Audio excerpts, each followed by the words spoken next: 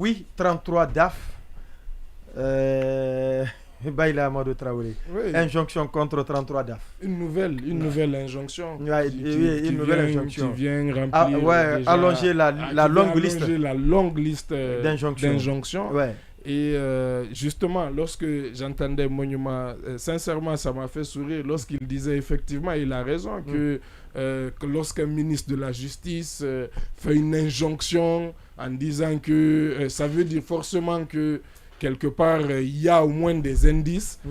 Au fait, c'est exactement ce que je pensais lors de ces premières injonctions, les toutes premières. C'est-à-dire vraiment en 2021, 2022. Ouais. Voilà, les toutes premières, quand je vois, je me suis dit, si le ministre de la Justice qui prend la peine de faire une injonction de poursuite et d'étayer, c'est que il y a un fond. Ouais. Mais quand vous regardez ces affaires-là, justement, déjà, vous voyez qu'elles sont restées lettres mortes. Ouais.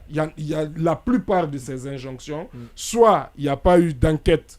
Il n'y a même pas eu un début d'ouverture. Soit il y a eu ouverture, mais ensuite ça a été classé sans suite. Ouais. Et d'ailleurs, quand vous regardez justement, effectivement, moi-même, je ne comprenais pas, je me demandais, mais quelle était l'actualité au fait? Pourquoi on parlait? Parce que je suis allé sur la page automatiquement, dès que j'ai appris par plusieurs médias en ligne qu'il y a des injonctions de poursuite, je suis allé sur la page du département. Ouais. Je n'ai pas trouvé les injonctions. J'ai commencé, au fait, je me suis rendu compte que c'est des injonctions qui dataient déjà, c'est-à-dire justement d'un mois, du moment où... Donc c'est quelque chose de réchauffé. Voilà, c'est quelque chose de réchauffé. Ouais. Et aujourd'hui, il annonce aussi que la mesure que le procureur avait pris d'interdiction allait être maintenue. Ouais. Donc en réalité, il y a rien de nouveau.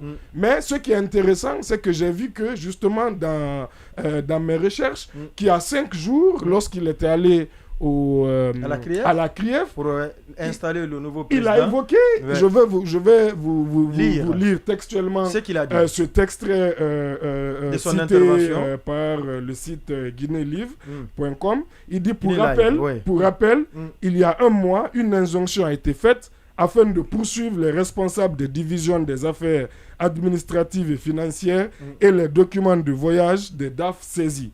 Toutefois, le dossier est resté à l'état des injonctions. Aucune action sérieuse n'est engagée contre eux et le nouveau ministre de la Justice voudrait en faire son cheval de bataille.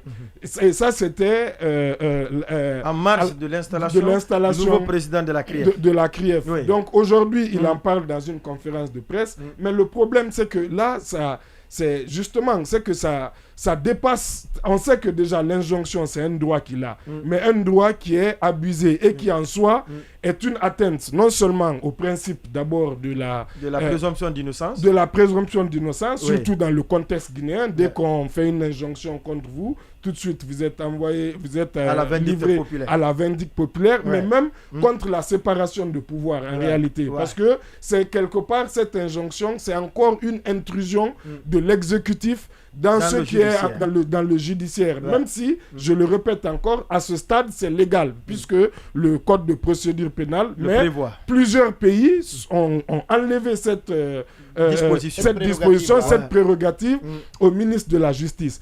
Maintenant, parce que régulièrement, il peut en abuser, comme c'est le cas aujourd'hui. Exactement. Et imaginez-vous, quelqu'un s'assoit, fut-il ministre de la Justice, ministre d'État, s'assoit dans son bureau, rédige des accusations.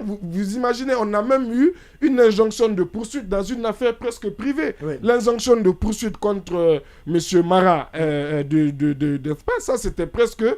c'était une question pratiquement privée. Beaucoup de juristes s'étaient demandé, mais là, c'est l'utilisation quelque part d'un moyen de l'État à des fins privées. Parce que lorsque c'était la personne du ministre qui était engagée, les textes disaient qu'il devait porter plainte.